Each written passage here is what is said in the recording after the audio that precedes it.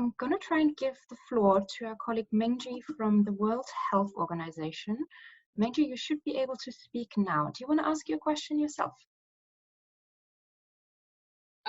Yeah, hi. Hi, everyone. And hi, thank you, Patrick, for the extremely interesting topic, because I personally am a fan of drones. And yeah, so basically, as you just mentioned that, because I'm physically in Beijing and I know what happened in Wuhan. So I just want to know, because I think the word is the coronavirus is spreading around the world. Is there any, by any chance, that drone solution will be used for last mile supply chain for the medical supply delivery in any other country? And if that is the case, what will be the major challenges in terms of maybe the fund or the installation or the energy or the algorithm or anything like the technical challenges or the security or ethical concerns that we might have before we can rapidly deploy a last mile solution with drone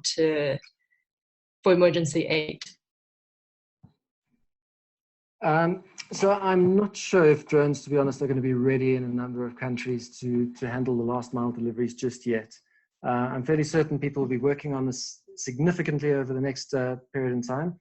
The major obstacle is traffic management or unmanned traffic management when you're talking about drones. It's not a universal system yet. It's not something that's been cracked significantly in many countries.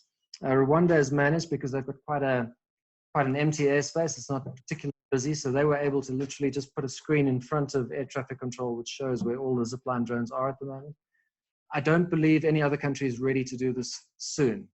That said, if there is a dedicated airspace and they can, there's two ways to handle traffic management. You either separate the traffic, which means you know where everyone is and you avoid each other, or you segregate the traffic, in which case you say, okay, well, aircraft can fly above 500 feet and drones can fly below 400 feet.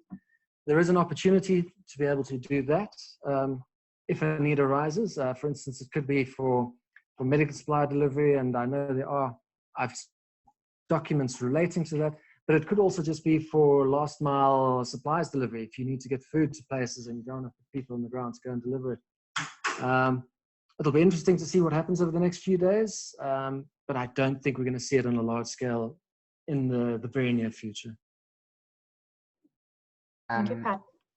Just to add to Patrick's response, I think like one of the biggest challenges is also integration into the health supply chain without the need to develop additional infrastructure, and that's kind of like this seamless integration in which you can take the technology. It's usually around like using this most the newest kind of drones, vertical takeoff and landing drones, where you wouldn't need like any additional costs to build infrastructure, and it would be like a more flexible arrangement. But then, like, as you are using also this kind of technology, the main challenge is also sustainability and business models, as I was mentioning in the last response.